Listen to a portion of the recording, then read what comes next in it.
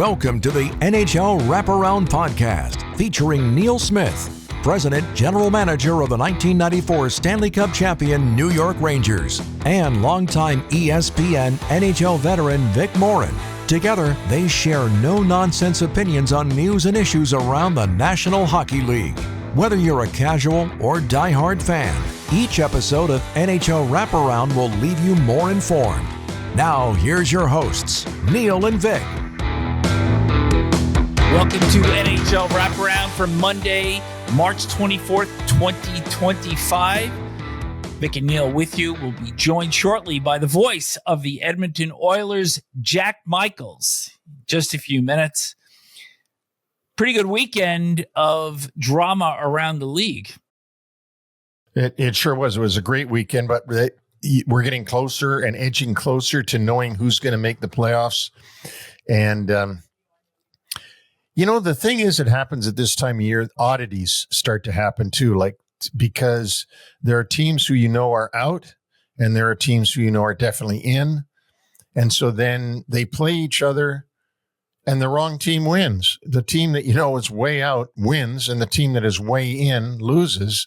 And you're like scratching your head saying, how does this happen? But it seems to happen more at this time of year than any time during the season.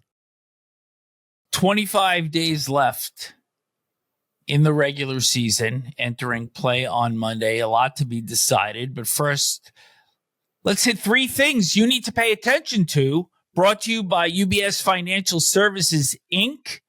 Number one, the Washington Capitals are the first team to punch their ticket to the playoffs. That happened late last week.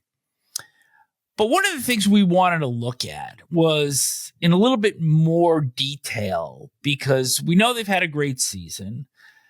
Alex Ovechkin has been center stage with his chase of Wayne Gretzky's goal record. You've had career years from Strome, Protas. Tom Wilson is up to 31 goals. Pierre-Luc Dubois, backline contributions from Jacob Chikrin, John Carlson. But in 70 games this year, the Capitals have scored at least 4 goals in exactly half of them. And in 18 of those games, the goal scorers were all unique. No repeat scorers, no multiple goals. What does that say about this team?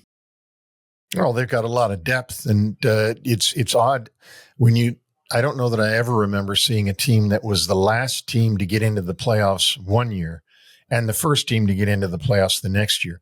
But they have an unbelievable amount of depth on this team, scoring depth. They don't depend on any one guy. They get it from all over the place. And they're just a really well put together hockey team. The balance is remarkable. And I think that's something that we have kind of focused on all year. And that stat really kind of jumps out, because when they beat Florida Saturday 6-3, did a quick check on the box score. So it was a picket fence. Well, 6 different goal scorers. And I said, you know what? Let's look a little bit more in depth into that. And indeed, to have 18 games in which you score at least 4 goals and having all of these unique goal scorers just really underscores that. No, it's true. I mean, they're not having to depend on just their first line or their first power play. They're getting it from everywhere. But that's what you need when you have a real good year. When you have a good year, you have a bunch of players having career years, and then that amounts up to a great team year. And I know that's what you're seeing out of the Caps this season. Playoffs still a ways off, and there will be a whole lot more to be proven by Washington. But in the meantime, unbelievable job by them. Number 2, how do you get 2 different feelings coming out of 2 teams getting 1 point apiece on Saturday? So let's explain here. The New York Islanders were ahead of the Calgary Flames on a late goal by Kyle McLean, under 3 minutes left on Saturday, and then gave it back a few seconds later when Jonathan Huberdeau tipped in a shot, and the Flames went on to win in overtime on a goal by Nazem Kadri. The Montreal Canadiens We're down 4-1 in the third period against the Colorado Avalanche. Score 3 times in a little bit more over 4 minutes. They wound up losing the game in the shootout, but they also get a single point. So the teams entered play on Saturday, Canadians with a 2-point lead over the Islanders. That's how the night ended.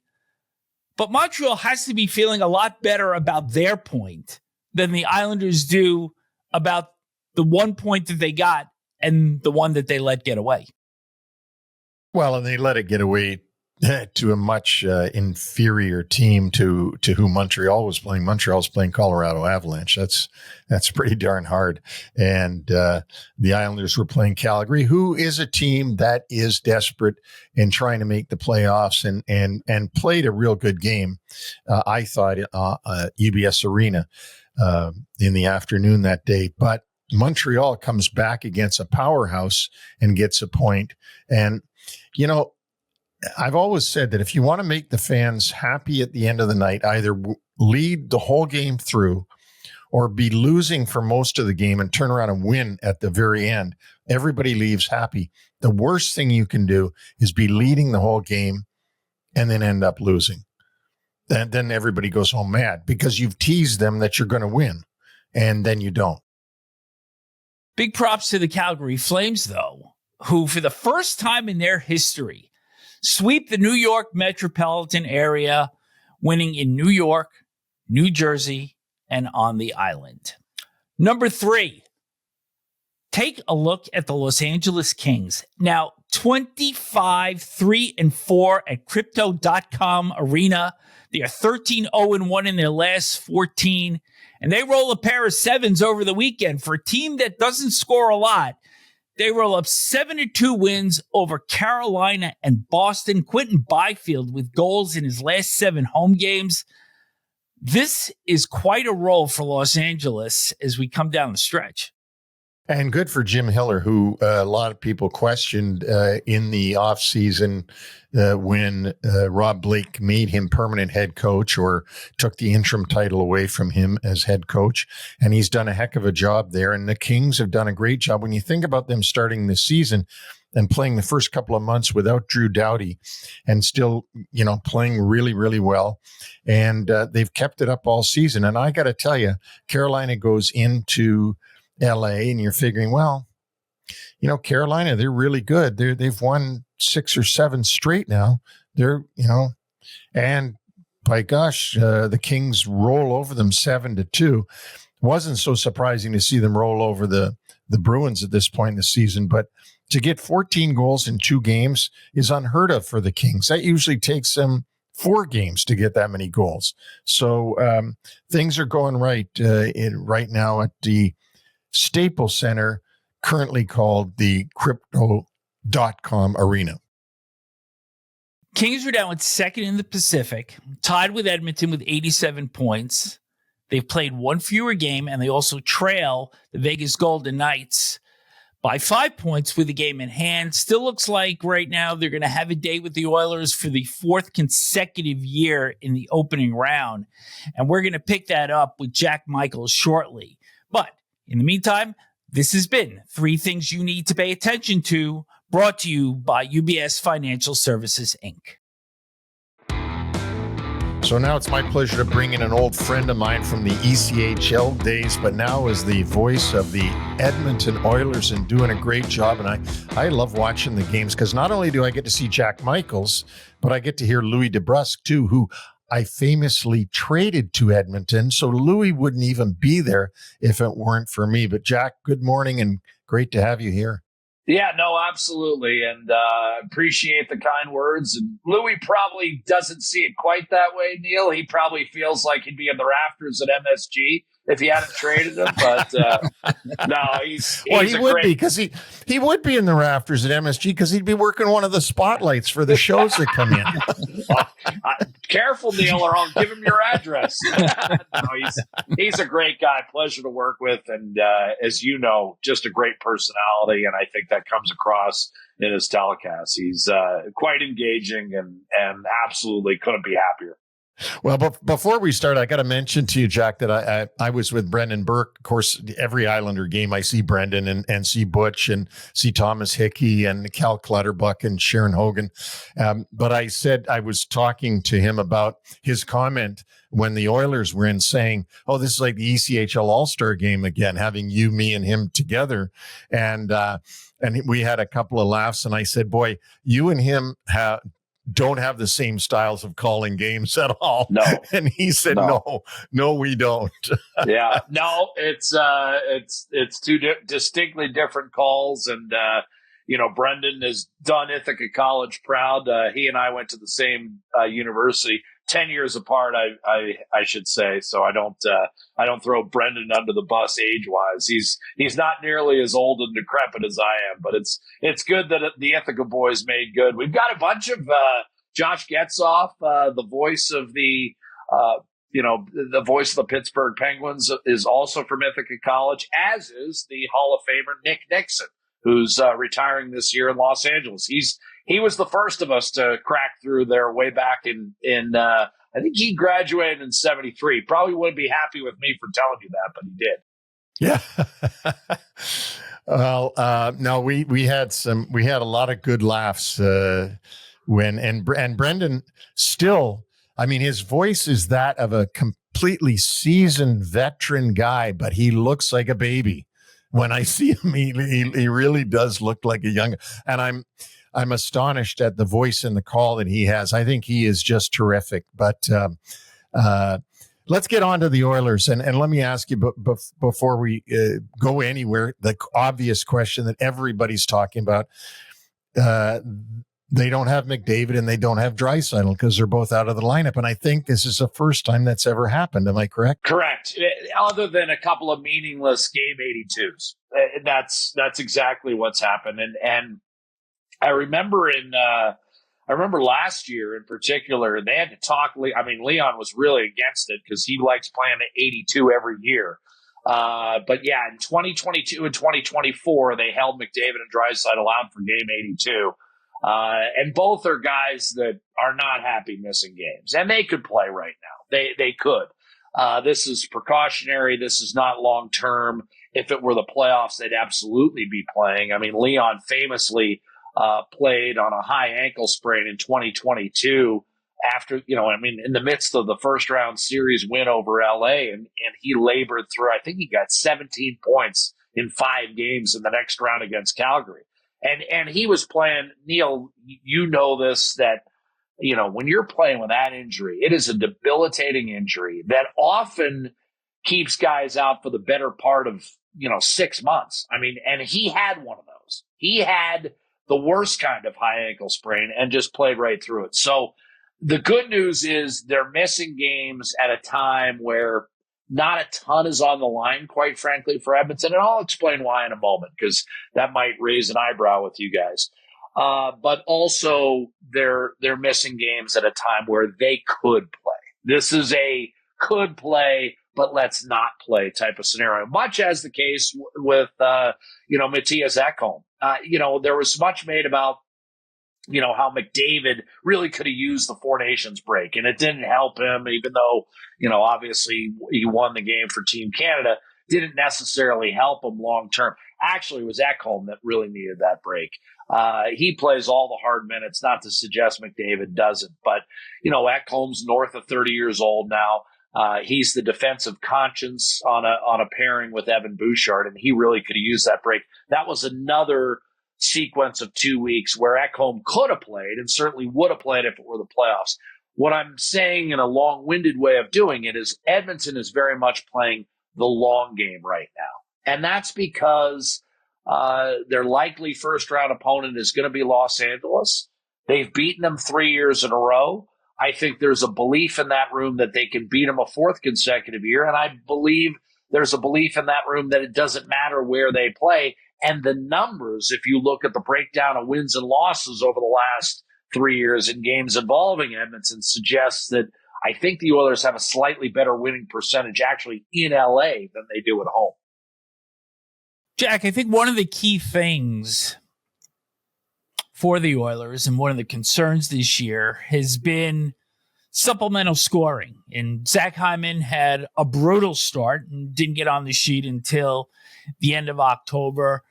Evan Bouchard hasn't been quite as dynamic as he was, say, a season ago. But even beyond them, Ryan Nugent-Hopkins, who scored over 100 points a couple of years ago, struggled for a good part of the year. Adam Henrique, Jeff Skinner, and Victor Arvidsson.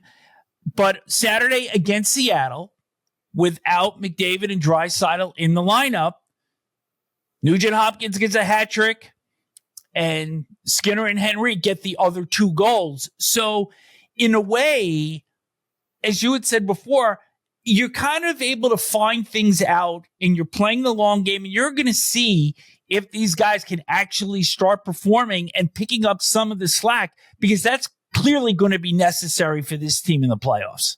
Well, there was a huge adjustment at the outset, not only for the veteran players that joined Edmonton, but also Edmonton indoctrinating them in. And here's what I mean by that. You know, Ryan McLeod and Dylan Holloway were the young legs that I thought were going to carry the Oilers into this next, half generation. And what I mean by that is offer those supplemental minutes as Leon and Connor were turning 30. And things went awry, and they decided to make some moves and brought some veteran guys in to load up for the Stanley Cup. Now, when you do that, you are bringing guys into a situation where they're going to play less minutes. I mean, Adam Henrique is a 7-time 20-goal scorer, and he didn't get there playing 12 minutes a night. Jeff Skinner has scored 30 goals, a handful of times, 40 once, and he didn't get there by playing 12 minutes a night. Corey Perry, same thing. He's got the most production of anyone not named Adam Gaudette in the entire league, and he's playing 12 minutes a night. So you've got all these veteran guys. Victor Arvidsson is not a top-line player. He's not playing with Philip Forsberg in Nashville. He's not playing with that caliber of player. He's playing a little further down the line. Now, in Arvidsson's case, he's had a lot of time along Leon Draisaitl, but he's not on the first power play unit. In Nashville, he always was. So the point I'm getting at is you had Edmonton losing some young guns that they liked and knew could help them long term. And you replaced them with veteran guys whom they respected, but they didn't know. They didn't know their games, and obviously they're going to be suppressed in the lineup. And those veteran guys now are all of a sudden having to adjust. Ryan Nugent-Hopkins, quickly start with him. He was starting to get his game together. I think he'd actually been playing good hockey. Neil will tell you had a couple of chances early on Long Island. That game should have been over. But that game was kind of a microcosm of Edmonton's entire season. And this is what I'm getting to, Vic, is nothing has come easy for the Edmonton Oilers this year. Connor McDavid has had probably the hardest earned 90 points I've ever seen in my life. Nothing. He hasn't had the big 5 and 6 point games. Look at Edmonton. They've got the same amount of wins by 3 or more goals that the Seattle Kraken do. I mean, now in past years, they had game, McDavid would have 5 points. The Oilers would go on a tear where they beat teams and beat the tar out of them. That hasn't happened this year. Nothing's come easy. Nugent-Hopkins has had to grind. He's had 9 points in the last 4 games. That's going to rescue his season to some degree individually. Jeff Skinner, 3 goals in his last 2. Right now, what you're seeing is these veteran guys kind of rescue their individual years. But you mentioned Evan Bouchard. You look up, he's actually 3rd in the NHL among defense scoring. But I agree with you. It hasn't come easy this year. Every turnover he's had this year has been in the back of his net. And even the points, he waited 60 games for his first power play goal. Evan Bouchard, he had the 98-mile-an-hour slap shot. Waited that long. And again, the reason that's notable, and Neil would tell you this, how many top power play defensemen playing with guys like McDavid and Draisaitl with the shot that Bouchard have had to wait 60. Has that happened in the history of the game? I mean, that's how hard it has come for the Oilers this year. I think they've got a record of 41, 24, and 5, and it has been hard. It's been one goal game after another. It's been 1-2-1 or 3-2 overtime win after another. There haven't been the 8-2 shellackings that has marked this team and has given them the illusion of this high-octane superpower. They aren't that this year, but they have gotten better at the grind game, the cycle game. They can make life miserable for you in the end. Now, they haven't scored often all year long, but I wonder, and again, we're not going to know for another month and a half, and that's the only way in which Edmonton's next 4 or 5 seasons are going to be graded is what they do in April, May, and June. None of this matters is what I'm saying. So, as you pointed out, there have been career years prior to this one. No one's had a career year this year with the exception of Draisaitl, and you wonder whether that may translate, because everything's been hard, that may translate very well in the upcoming postseason. One of the areas that the team improved on so much under Chris Knobloch last year was their play away from the puck. And at times this year, it's been spotty. There's been a lot of self-inflicted wounds. Knobloch himself has been concerned about their play away from the puck. What are you seeing that is potentially improving as this team starts to gear up for the final 3.5 weeks of the season? Well, it starts with the acquisition of Jake Walman. That allows you to slot guys in a more conventional way. It takes some pressure off a guy like Mattias Ekholm. It certainly takes pressure off Darnell Nurse.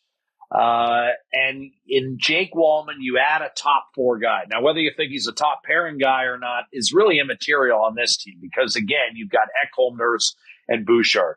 So now you have an actual top 4 where you'd really have a hard time convincing me, that those guys are not a top 4 somewhere. You may argue that they're all 4s or they're all 3 4s, but they're certainly all top 2 pairing defensemen. What that allows you to do then is have Brett Kulak in your 3rd pair instead of your 2nd pair. Brett Kulak is certainly a serviceable and more than adequate 2nd pairing defenseman.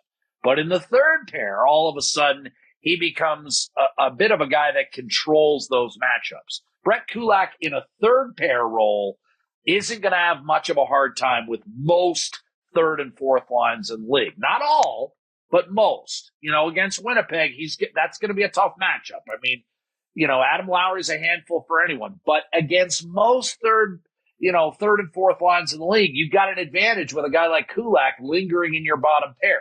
Not to mention, you don't have to hide guys like an Emberson or a Stetcher as much because you've got Kulak, who's kind of, again, more of a 4 than he is a 5 or a 6. So it strengthens Edmonton's depth on defense. Look, this is not a team that's going to, confuse anyone with the 2003 New Jersey Devils. But they are better defensive players. I would submit to you, and I mean this, and Neil knows this guy very well. There's been one player in the history of the league who's won the Selke and the Art Ross in the same year. Leon Draisaitl is having a Sergei Fedorov type of year. He is. He is a force at both ends of the ice. He has had a remarkable season. I'm not taking any away from the other 29 involved in the MVP conversation. But I will say this. Leon Draisaitl has more defensive responsibilities than that other number 29. And he has been absolutely magnificent this year in a year where he's needed to be because, again, nothing easy has come from McDavid. That's great stuff, Jack. I want to ask you one area that we haven't talked about, though, in maybe the area that most people question about the Oilers, even though you went to Game 7 last year. Stuart Skinner. And his partner, Pickard. I'm not going to say, are they enough to get you to the – I'm not going to say that. But I'm just going to say, how do you see the Oilers' goaltending? And do you see it as a weakness or do you see it as a strength? Or where do you see it from the inside? I see it as reflective of the league. Here's what I mean by that. In 15 years ago, Neil, how many elite Hall of Fame goalies could we rattle off that were still playing? I mean, Marty Brodeur, Roberto Luongo, Henrik Lundqvist. I mean, we could rattle off the top 15 goalies 15 years ago in the league. We could name them right now. Goaltending in general in the league, we are in a valley. Connor Hellebuck, Andrei Vasilevsky. All right, and then where do you go? You want to give me Sergei Bobrovsky? Fine. 2-time Vezina winner. Guess who had a higher save percentage in the Stanley Cup Final last year? Wasn't Sergei Bobrovsky. It was Stuart Skinner. You want to give me Jake Ottinger? Stuart Skinner outplayed him significantly in the Western Conference Final. Edmonton wins Game 6, getting outshot 34-10. There are such a small portion of elite goalies. I'm not saying there's not a ton of good goalies, but there's not. You can't rattle off in the Metro Division. There were 5. Marc-Andre Fleury, Martin Brodeur, Henrik Lundqvist, right away. Sergei Bobrovsky in Columbus. That's where he won the Vezina. What I'm saying is, I don't think the league's goaltending is that great. I don't think the Oilers are going to enter a series outside of Winnipeg where you can say, oh, there's a decided advantage in goal for that team. And you'd say, well, Jake Ottinger, Dallas. Well, Skinner has already outdueled Ottinger. He's already outplayed him in a 6-game series where Dallas led 2-1 and led 2-0 in Game 4. Skinner outplayed him in that series. So, Neil, I don't think goaltending makes as much of a difference as it did 15 to 20 years ago. And it's funny I said 15. I just thought of this. Think about who the starting goaltender was for the Chicago Blackhawks in their first Stanley Cup. For that matter, who won the cup for Chicago in goal? Was he an all-timer? Is Antti Niemi going to remind anyone of the Hall of Fame? That was in many ways, I thought, a turning point in terms of goaltending this year. That's not to say that a guy like Jordan Binnington goes on a heater and plays at an all-world level for a certain stretch of time. But that's all you seem to need these days. Colorado won the cup with a combination of Darcy Kemper and Pavel Francouz playing okay. Aiden Hill came in to a second-round series against Edmonton, got on a heater. I think he was 11-4 with a 93 the rest of the way. That's all you seem to need right now. So has Stuart Skinner had a great season? Absolutely not. But he is in one of a very small pool of goalies that have played elite hockey in championship games. I mean, beating Dallas in the crucible of a Western Final, I don't think there was anything out there at the deadline that made sense for Edmonton to do. Saying that, if Stuart Skinner is viewed as one of the reasons where the Oilers have a early round exit, there could be a change at that position moving forward. But I don't think for a moment that Edmonton viewed anyone else as their guy.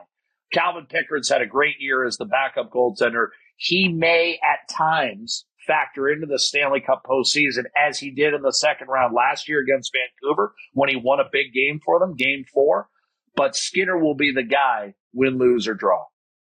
Your commentary about goaltending reminds me of what Ken Holland's attitude was about goaltending. And Ken Holland was a goaltender himself of humble means, but he was a goaltender he would tell himself. Me of modest ability.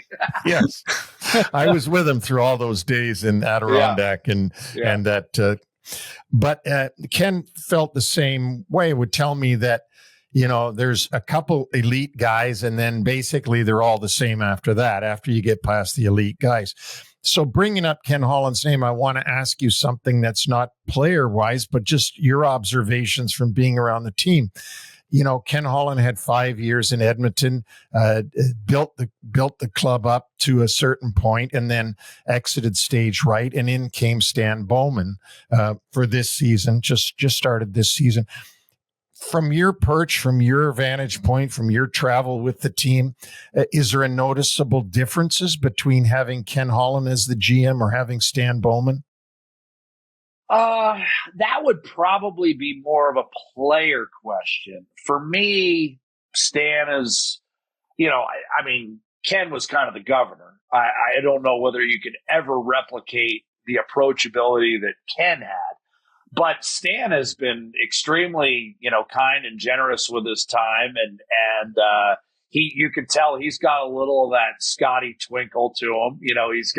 He's got a good sense of humor, and he surprises you sometimes with how observant he is. In fact, let me just tell you a quick story. In Tampa, we were clearing out. My broadcast partner Gene Principe was interviewing Scotty at the intermission, and on my way out, Scotty was like, "Hey, Jack, good to see you." Blah blah blah. And I'm still at the stage, and I don't know whether this will ever leave me. 15 years in the league, where the fact that Scotty Bowman uses your name, I had to double check with Gene. I was like, "You didn't prompt him with that, did you?" And Gene said, "No, I didn't." What I'm saying is Stan is sharp and observant and has a bit of a sense of humor, just like his dad. I don't know what it would be like for the players.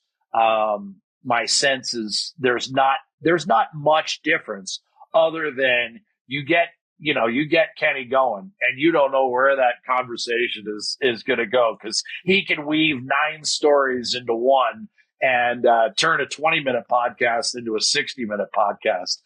Stan isn't quite there yet, but he has been, very engaging. And for a guy I didn't know at all prior to this season, it's been pretty seamless in terms of, a comfort level of, if I, and I haven't utilized that much, I leave that to my partner, Bob Stauffer, sometimes. But, if I do want to talk to Stan, he's pretty engaging, and he definitely does have a little bit of Scotty's buried down deep sense of humor. Did Kenny ever tell you about the vacuum cleaner story that he? Oh, of course. Are you kidding me? Fine. He had his aunt going. He had sold 4 or 5 vacuums to his family, and thought he was on a bit of a roll, and then the Western League came calling for scouting. So, Kenny. I mean, look, I have 5 years with Kenny, and I'll say this: extremely kind, and I'll tell you one story about Ken Holland. I am not that guy. We've got a guy in our broadcast fraternity, Bob Stauffer, who's just he's on the GMs and the coaches, and he's got to be the inside guy. I'm kind of the opposite. I give a lot of those guys space, even guys I know really well and have known for 25 years, like Glenn Gulletson. But so Kenny, last year the team is 2-9-1, and we're in Seattle. And I don't know. I think we just landed. I'm staying a block away from the team, chasing the Marriott points as we round out the year. Right? It's in November. Yeah. Well, broadcasters, that's what we do. We're in it for the frequent flyer miles and the hotel points. And I get a text. I believe this is the first time ever initiated text from Ken Holland. I had, over the first 4.5 years, thanked him for his time. Good luck in the playoffs. Have a great summer. Those kind of texts. But outside of that, that's just not my style. I get a text. What are you doing for dinner? And I was like, I have no plans right now. I hadn't talked to Louis yet. And he goes, find a place and meet me in the lobby in 10 minutes. So I did. I found this little Italian place, kind of very similar to the place where Michael guns down the police captain and Virgil Sollozzo in the first Godfather, which I thought was fitting considering where the season was at that point.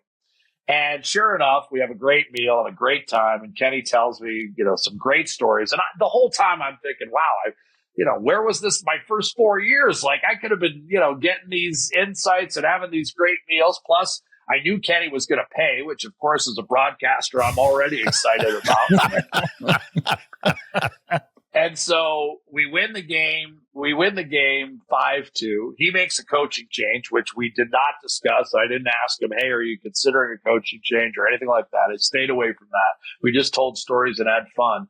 And the team, eventually goes on this tear where we win 24 of 27. And I think he did the same thing in Tampa and a couple other times. And then it started to peter off.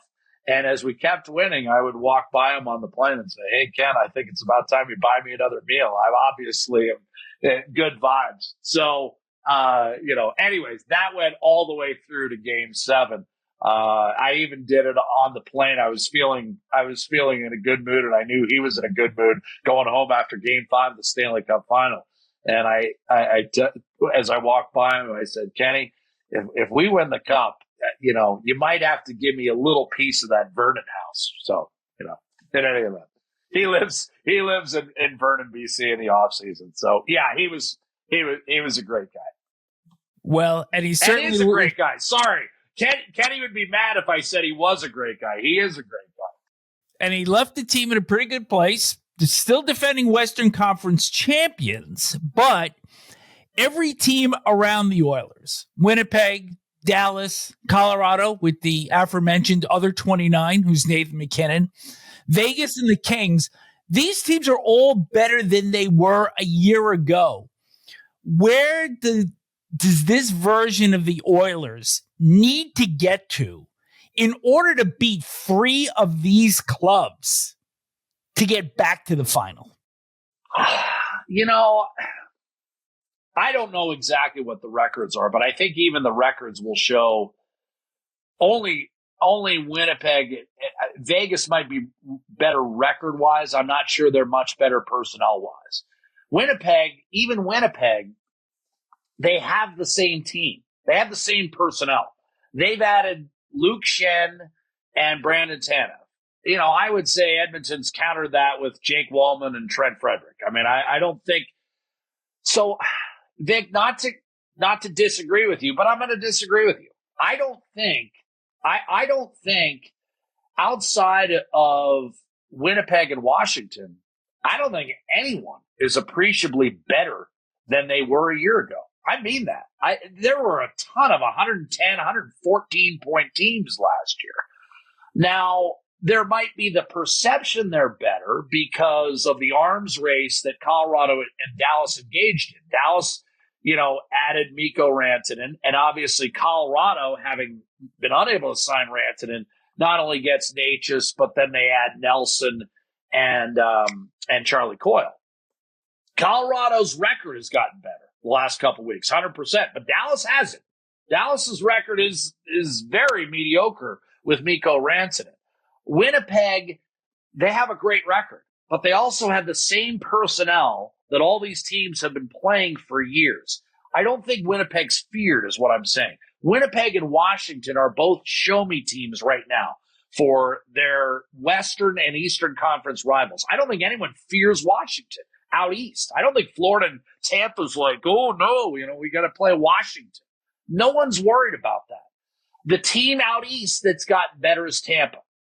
Tampa's gotten better, but one of the biggest reasons why is Vasilevsky's back to form. He's back to 92, best or second best goalie in the world, Andrei Vasilevsky, not the guy coming off major surgery a year ago, where he just didn't have the same presence. But Tampa's gotten better. Not many teams got better. What you're seeing in the league this year, in my opinion, is this has happened. I don't think the top teams are appreciably better. I don't think Edmonton's any better. But Vegas is in the top spot, but they're not going to finish with 115 points. I mean, they're a good team, but not a great team. And I think, Gary Bettman has achieved probably what he's always wanted, is there's a lot of parity in the league this year. There's no dominant club other than Winnipeg and Washington, and no one fears those teams. So you've really got what you had last year, just at a different level. There's no Boston Bruins. There's no, I think Colorado and Dallas had 114, 113 points last year. They're going to struggle to get that this year. So LA's a little better. They've got better goaltending. But head to head, they're going to have to clear a hurdle. I would say this, pay close attention. LA won a game in overtime, game 82 last year, to get into the 3-hole in the Pacific Division and not knock Vegas to the wild card round. So Vegas ended up having to play Dallas. Watch LA's reaction when they tied that game late in the third period to force overtime. It was like, yay, we get to play Edmonton in the first round. And that was the point they needed to leapfrog Vegas. I'm just saying, and look, I have all the respect in the world for the cornerstones of that team that continue to drive it in some degree, and that's Anze Kopitar and Drew Doughty. They're still hell of a players and hell of a leaders, but there's going to be a belief issue that they need to conquer when they play Edmonton.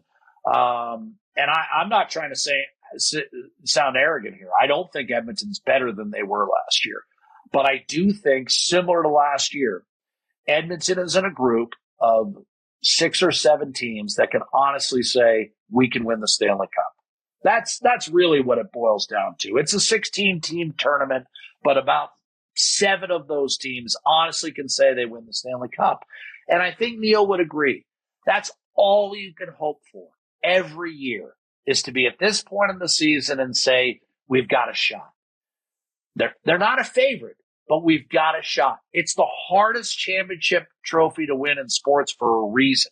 Dallas has been knocking on the door now for the better part of a half decade, and you could even, maybe extend that out a little bit. They haven't won it. Edmonton's now been in the Final 8 the last 3 years at a bare minimum. 2 conference finals and a Stanley Cup final. They haven't won it. Vegas needed numerous chances before they won it in 23. Same with Colorado. Wasn't too long before they won the cup that Nate McKinnon was sitting there in a press conference saying, I haven't won a damn thing, and frustrated. You need to give yourself chance after chance after chance after chance.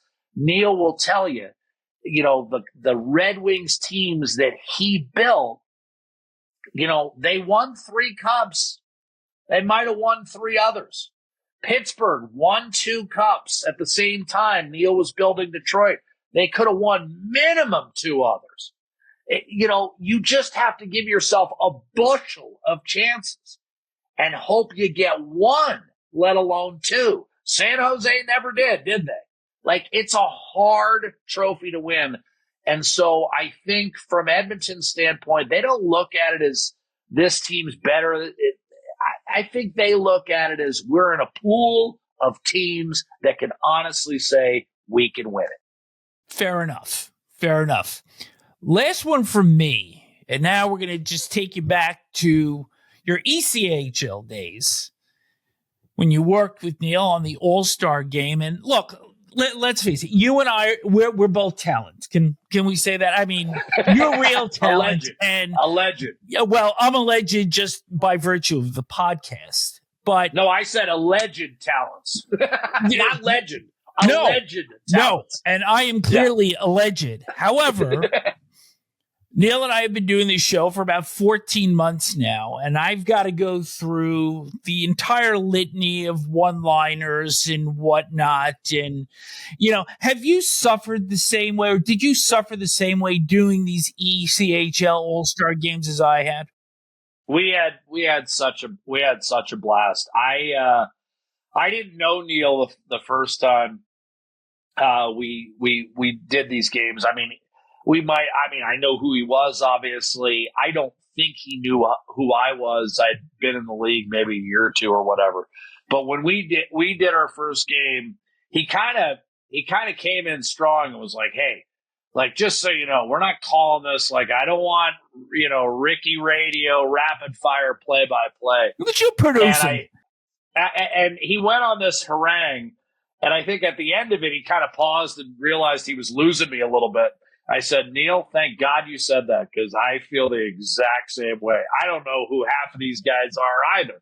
I know the West Division, which is like 7 teams in a 28-team league, and the rest of the guys, because there wasn't a lot of interleague play, I didn't know who the hell they were. So, I mean, we got a big kid. We had a huge belly laugh over that, and then the rest, I think we did 6 games together, and the rest of it was always like that. Like, we would just spend time cracking each other up and, trying to paint the league in a good light, but mostly having fun and enjoy. It was one of those situations where, even though he was from a very, and I'll say this for Neil, and I find this to be true in all aspects of the industry in the National Hockey League, is the best guys are the best guys.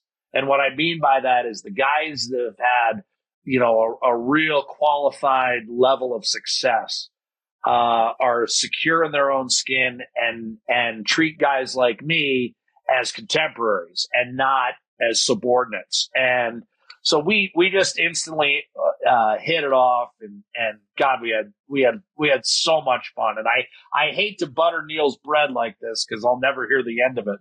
But he really was a down to earth guy, considering what he had accomplished. And I think he recognized quickly that I didn't take this game or that I was the big fish in a small pond too seriously. We had a blast. I mean, I could tell you so many little intricate bits of that ECHL experience with him. And then there's a whole chunk of things that I can't say on the podcast that one day when the 3 of us have a beer, I can tell you what was really said once the mics were on. Well, we had a ton of fun, and it's still a ton of fun when I see you. I listen to you guys. Here's the thing with NHL now, and Vic and I have talked about this. So you've got a game, and let's say it's Edmonton, Seattle, just because you mentioned those 2 teams. So I know who's doing the Edmonton broadcast. It's you and Louie. And then I know who's doing the Seattle broadcast. But you sort of want to listen to the guys that are your friends. Not that Eddie O's not my friend. He is. But, I want to listen to you and Louie. And then I'll go to the next game, and I'll always pick the guys I know. I like Trip Tracy, for example, if it's Carolina. Oh, Trip and your sense of humor would be right on par. I can imagine you guys would have a great time, too. Well, we had him on, and he was terrific. And Kenny Albert I've known for many, many years. And great. There's a perfect example of the best guys being the best guy. Kenny is exhibit A of that. Yeah. And so, anyways, it's a lot of fun, Jack. To wrap up, I just want to tell you, I'm very proud of your career. I knew you when you're with Alaska, and I'm very proud of you and how well you've done. And I can't say enough about you. And I will reiterate what you just said. The best guys are the best guys, and you're one of them.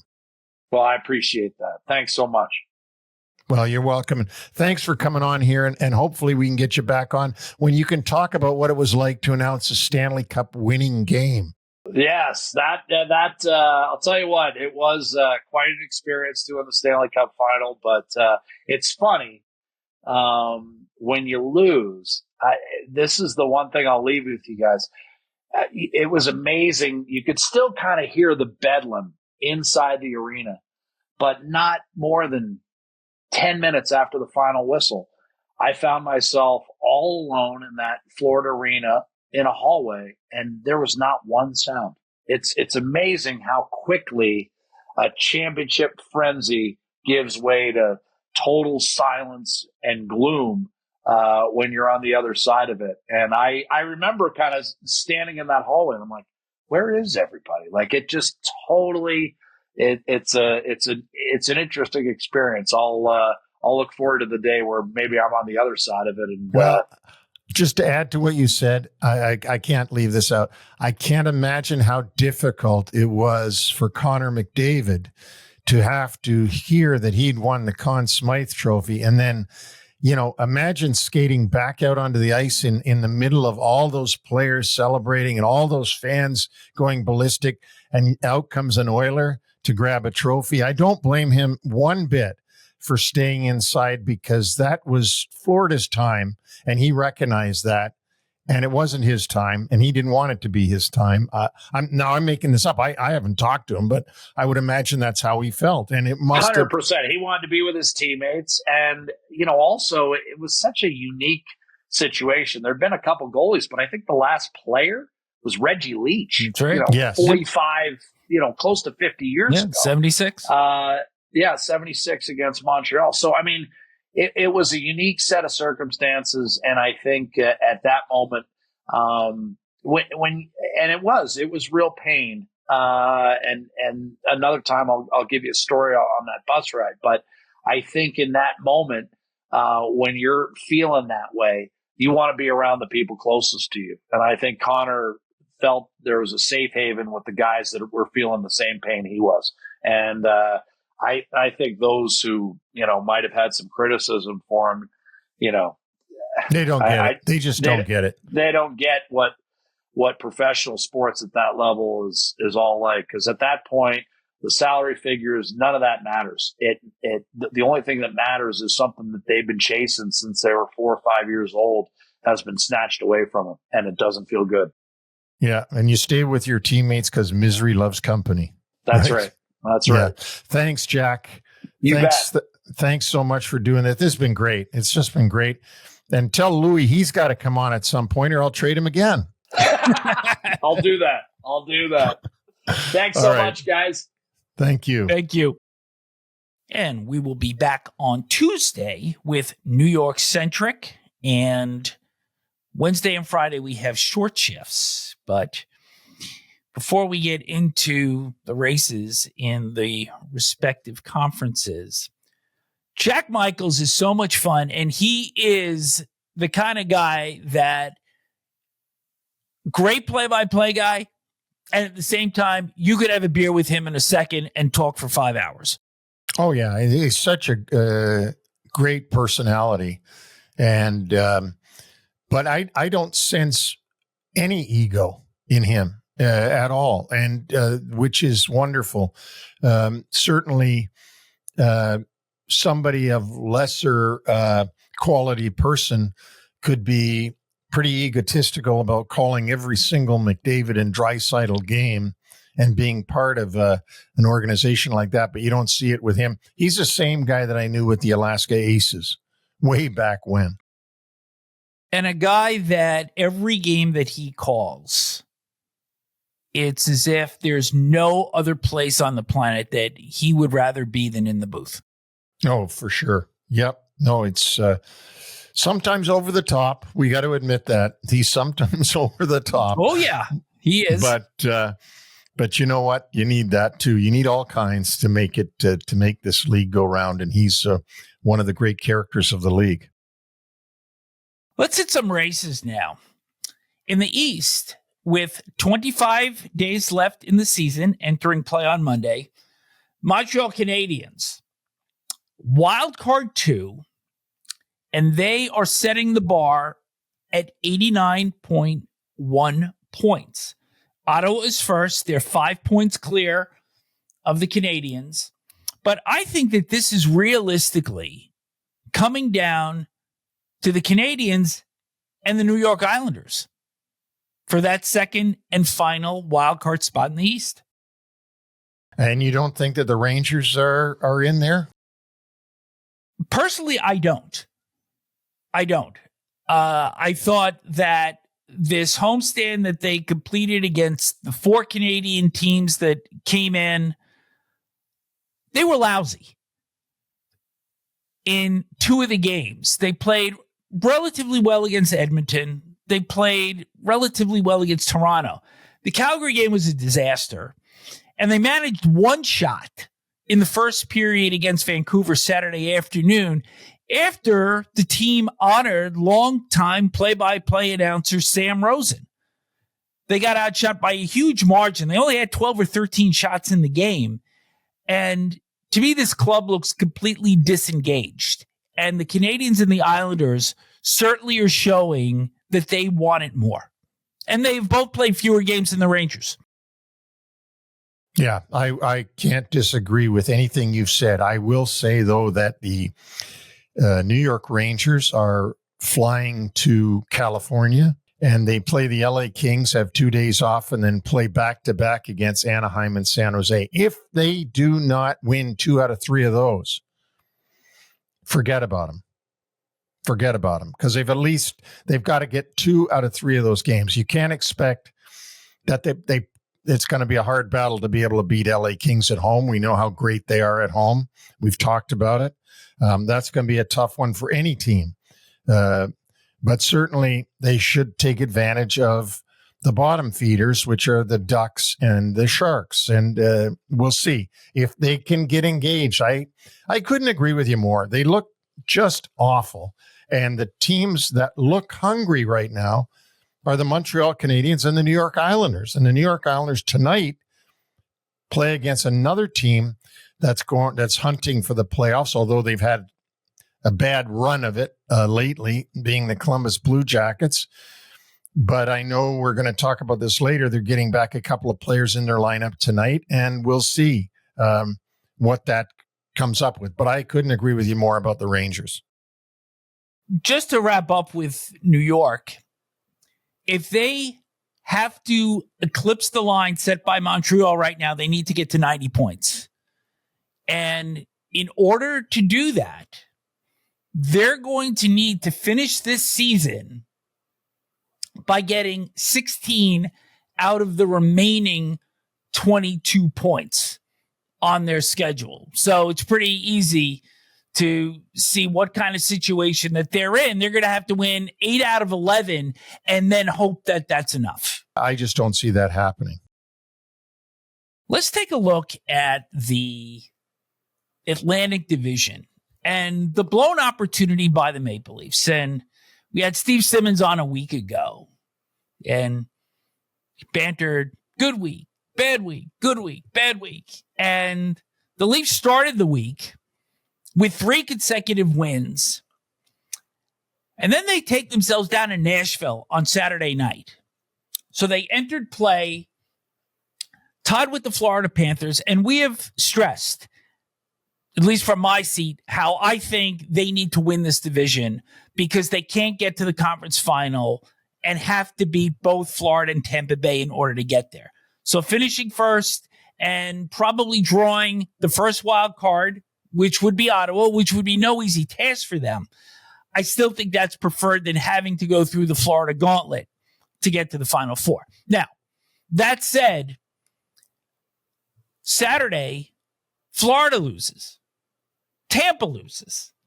They go into Nashville with a chance to take over the top spot in the Atlantic, take a 2-0 lead into the locker room against Nashville of all teams, and give up the next 5. So if we're looking to encapsulate how the Maple Leafs managed to blow miss opportunities, here's Exhibit A.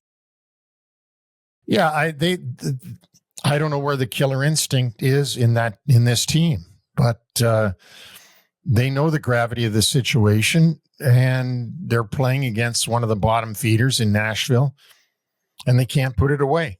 So it's it's a problem. And in Toronto, everything will be based, just as Jack said it is in Edmonton, everything will be based around Toronto's playoff performance. Let's go west. St. Louis Blues now riding a 6-game winning streak, and they are the second wild card. 4 points clear of the Calgary Flames, 5 points clear of the Vancouver Canucks. The Flames have played 3 fewer games, so theoretically they still control their own destiny. And the Canucks have 2 games in hand on St. Louis. But what a remarkable turnaround. Now, the Blues did have 4 games this past week, all against clubs out of playoff position. But they're taking care of business. They're doing what they're supposed to do with 2 of those wins coming against Nashville. Yeah, and you know what? They're hungry. They're very much like we just talked about with the Islanders and the Montreal Canadiens. Suddenly, the St. Louis Blues want it, and they want it more than the Vancouver Canucks. I can't say that about Calgary because I think Calgary is playing awesome for what they have and for what they can do. And I think the battle is going to still be between Calgary and St. Louis. Vancouver just seems to be fading, much like the Rangers. Yeah. And the Canucks are in the midst of this 6-game road trip, which continues in New Jersey on Monday night. Just want to mention a couple of other key games to look at. You mentioned Columbus and the Islanders. The Islanders need the game. Columbus absolutely has to have it because they have been slumping as of late. They've dropped down in the standings, and they're currently in the 5-hole in the wild card. Also, Detroit and Utah, probably the last gasps for both of those teams to stay in their respective conference wildcard chases. And on Tuesday, Montreal at St. Louis. And who would have thought that that was a game we were going to be paying attention to earlier in the season? And then one other one, Washington and Winnipeg, only because they are the top 2 clubs in the NHL. Winnipeg went into Washington and beat the Capitals earlier in the season. The good news for Washington in that game going into Winnipeg is that Winnipeg laid a major egg against the Buffalo Sabres on Sunday. And so they are going to be angry at themselves for that.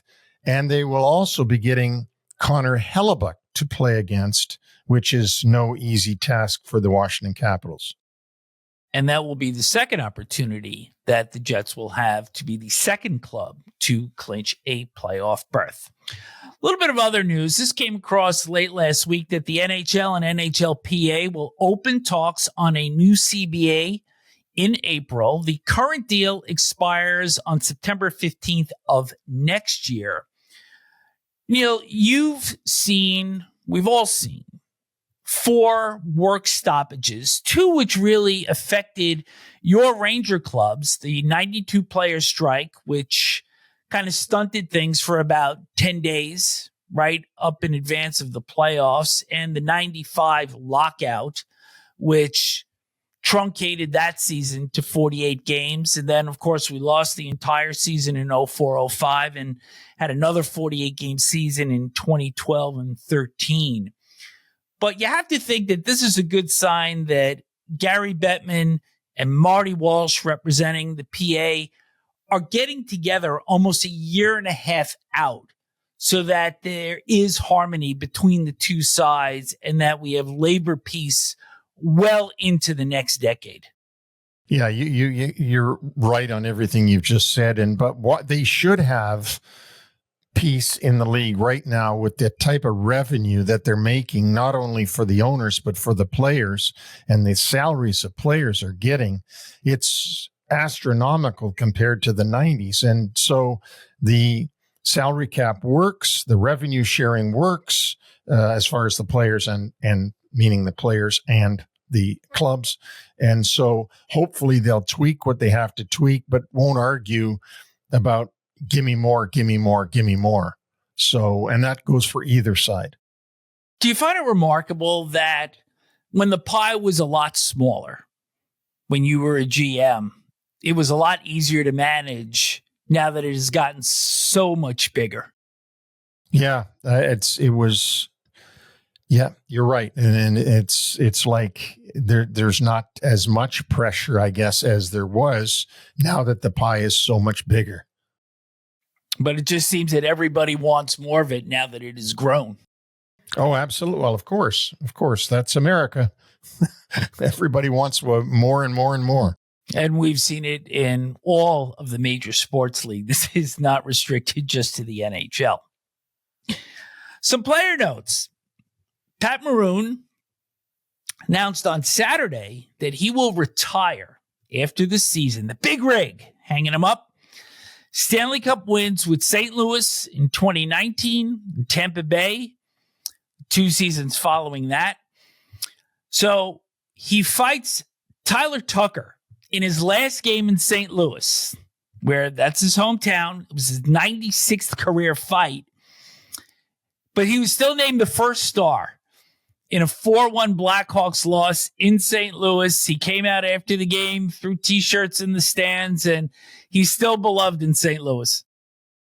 He's had a remarkable career. I remember the first time I ever noticed him, I think he was playing in Edmonton.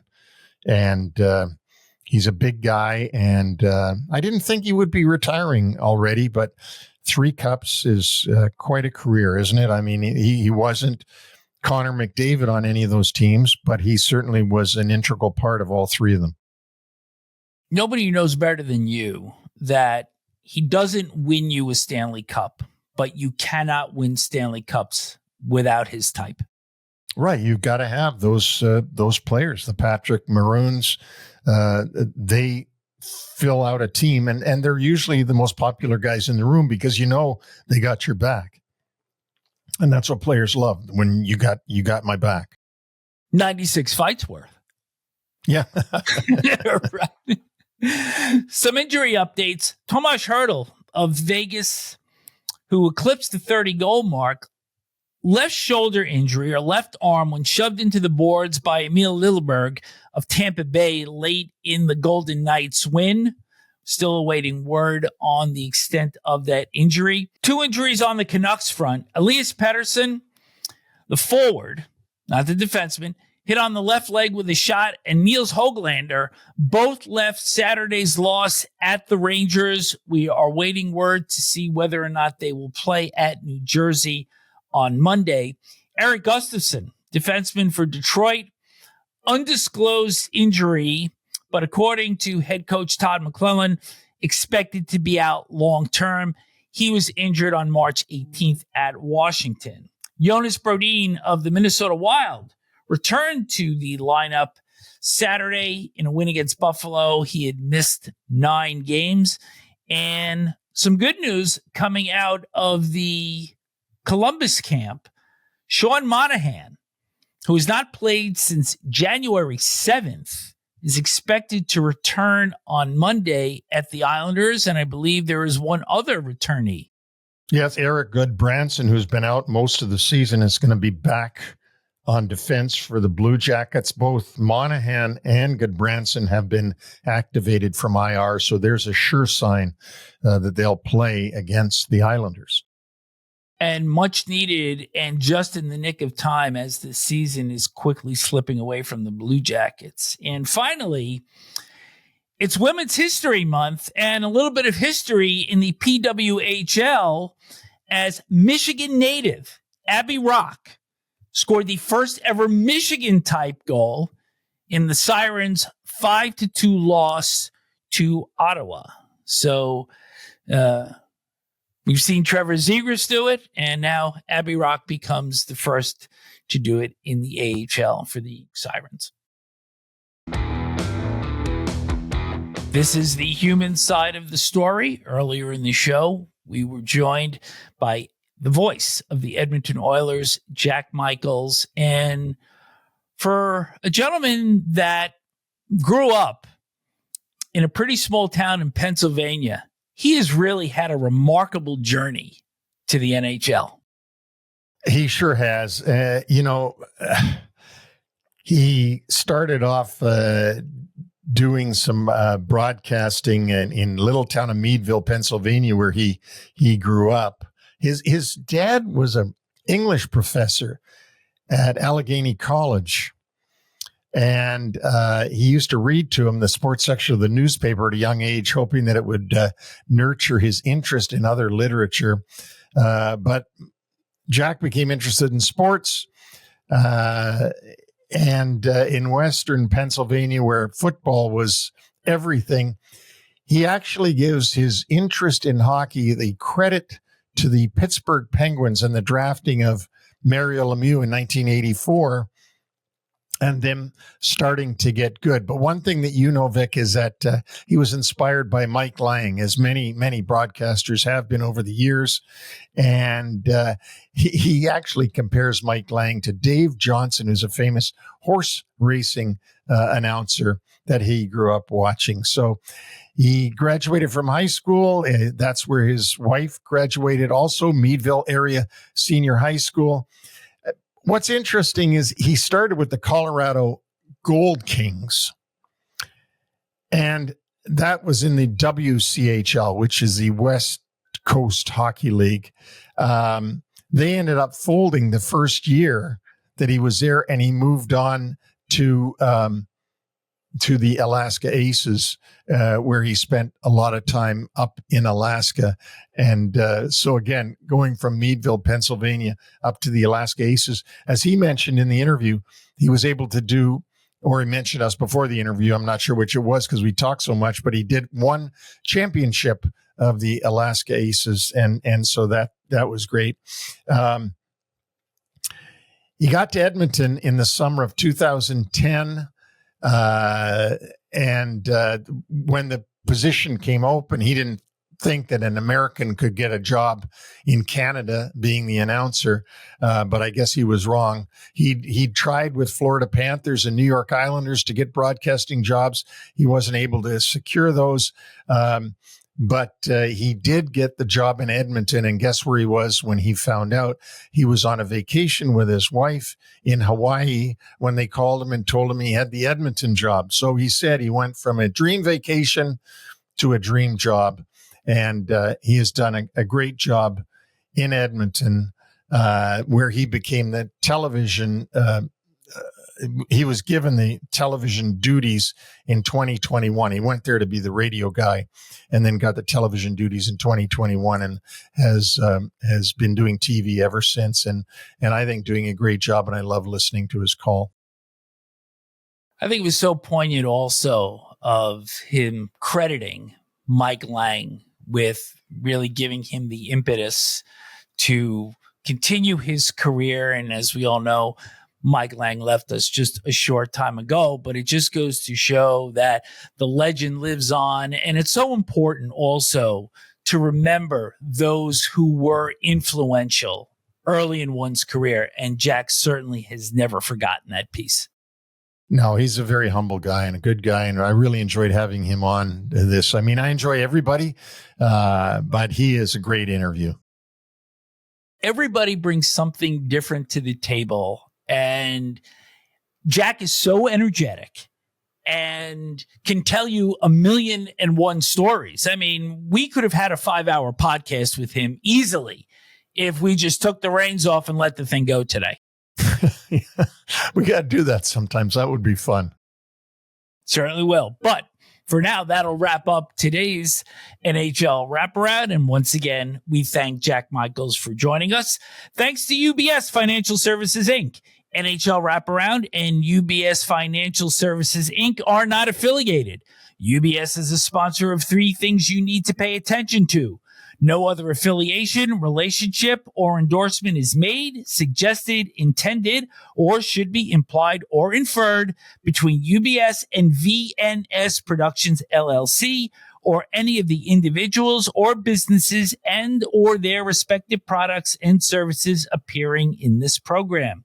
Thank you to our listeners. Send questions or comments to NHL Wraparound at gmail.com. You can also reach us individually at Neil at NHLWraparound.com or Vic at NHLWraparound.com. All of our podcasts are on all platforms, both audio and video, including Apple Podcasts, Amazon, iHeartRadio, Spotify, YouTube, and our complete catalog can be found on our website, NHLWraparound.com. Also, New York Centric returns on Tuesday. We'll be joined by Thomas Hickey, who does analysis for the New York Islanders on MSG Networks and Prime Hockey Mondays, and we'll also return with short shifts on Wednesday and Friday of this week. So as we hit these last 3.5 weeks of the season, I think that we have gotten to this point and games have been so riveting. I can't wait for every night to start to see what drama is going to unfold next. Because it always does. There's always drama every night. And I'm going to say it again. I've said it all season, but you can't predict what's going to happen. I mean, if you said to me, Buffalo Sabres are going to go into Winnipeg and beat them, I would have laughed at you. And yet that happened. You laugh at me anyway. I know. Well, I do that because of a lot of different reasons. All right. And we'll pile on with more of those reasons when we come back on Tuesday with New York Centric. We'll speak to you then.